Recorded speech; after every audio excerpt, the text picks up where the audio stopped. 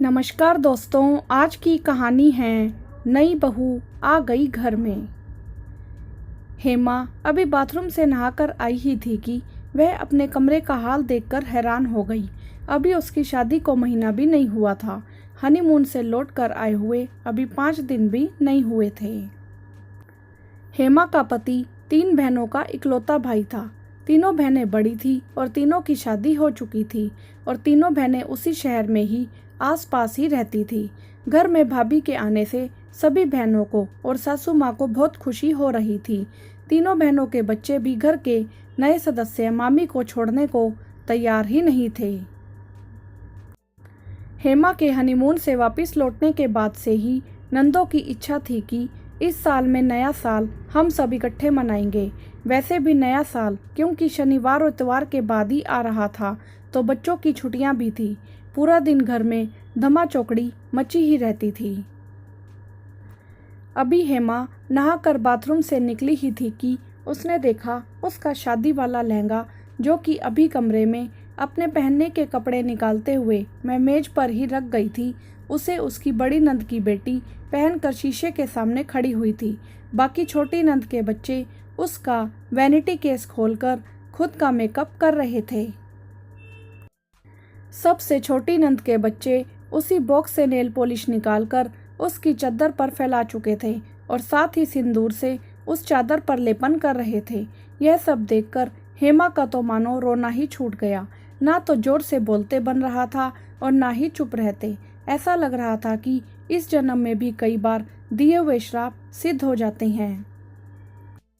जी हाँ, वह भी अधिकतर अपनी नानी के घर ही रहती थी, क्योंकि हेमा की मम्मी नौकरी करती थी और घर में रहने के बाद अपनी नानी का प्यार पाने के लिए अक्सर अपनी दोनों मामियों की हर बात बढ़ा चढ़ाकर नानी को बताती ही रहती थी। घर में होने वाली हर फसाद की जड़ वही होती थी। नानी भी ऐसी थी कि हर बात में लाख समझाने पर भी सिर्फ हेमा की बात को ही सही मानती थी। उनके दिए गए इस बढ़ावे के कारण हेमा इतनी मुंहजोर हो गई थी, अपनी मामी को उल्टा जवाब तो देती ही थी, अपितु उनके बच्चों के खिलौने भी तोड़ देती थी, जिस कारण उन्हें अपने बच्चों के खिलौने भी हर समय छुपा कर रखने पड़ते थे, अन्यथा वे बच्चे रोते हुए ही दिखते थे।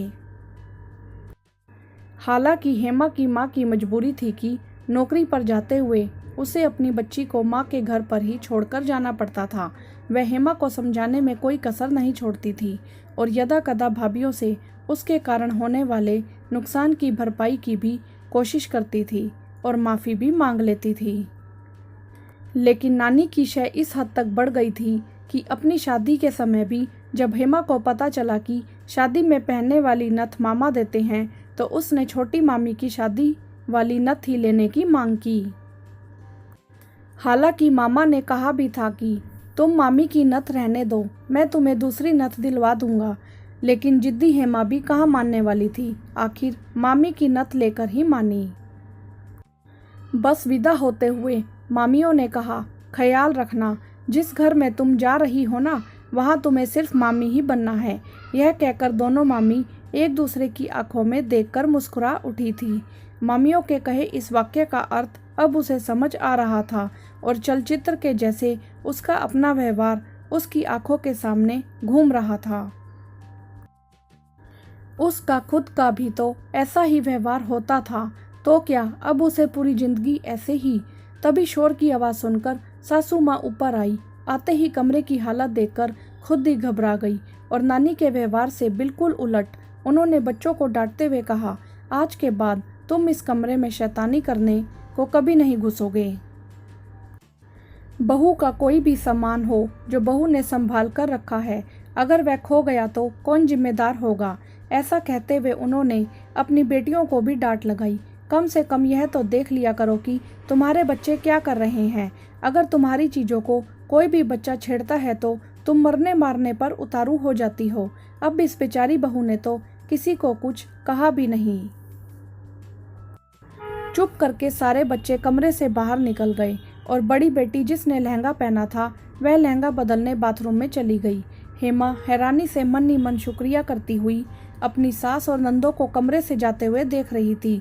काश ऐसा ही उसकी नानी ने भी उससे पहले दिन कह दिया होता तो मामियों को शायद यह कहने की नौबत ना आती कि याद रखो हेमा, तुम्हें तो अब सिर्फ मामी ही बनना है।